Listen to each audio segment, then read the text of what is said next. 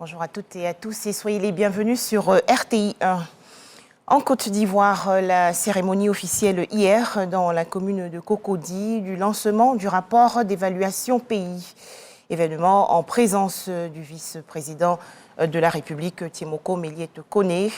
Le rapport d'évaluation pays fait le bilan de la gouvernance en Côte d'Ivoire.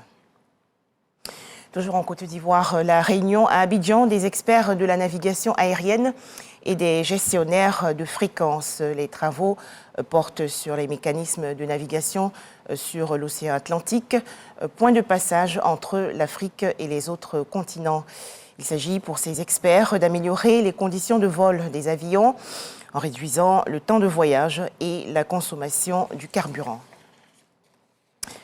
La direction de l'apprentissage à la tribune, il y a quelques jours, de Tout Savoir, rencontre initiée par le Centre d'information et de communication gouvernementale, le CICG.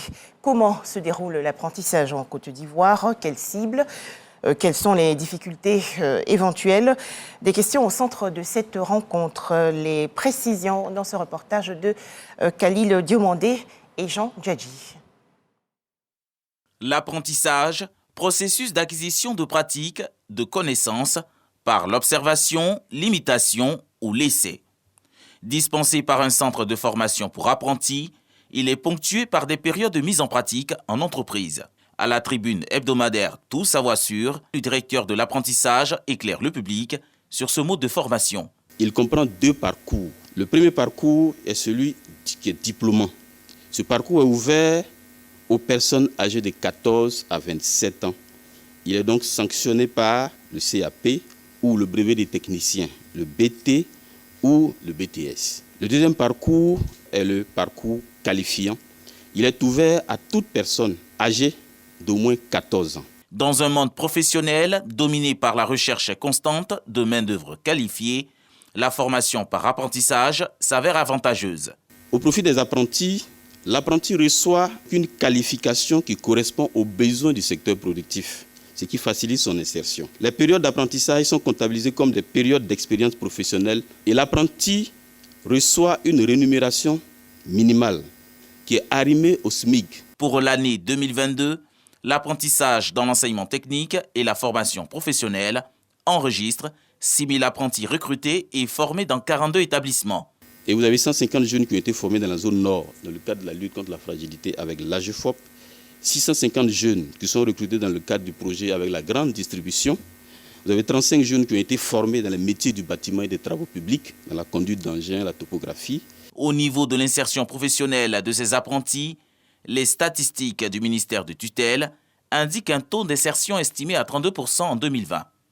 L'objectif du ministère est d'atteindre le cap de 65% d'ici à 2025. Pour ce faire, les formations seront intensifiées en 2023 dans le cadre de l'école de la deuxième chance. En image, l'actualité hors de chez nous avec le procès du massacre du 28 septembre 2009 en Guinée-Conakry. Moussa Dadis Camara, l'ancien chef de la junte militaire au pouvoir à l'époque de cette tuerie, a été appelé hier à donner sa version des faits.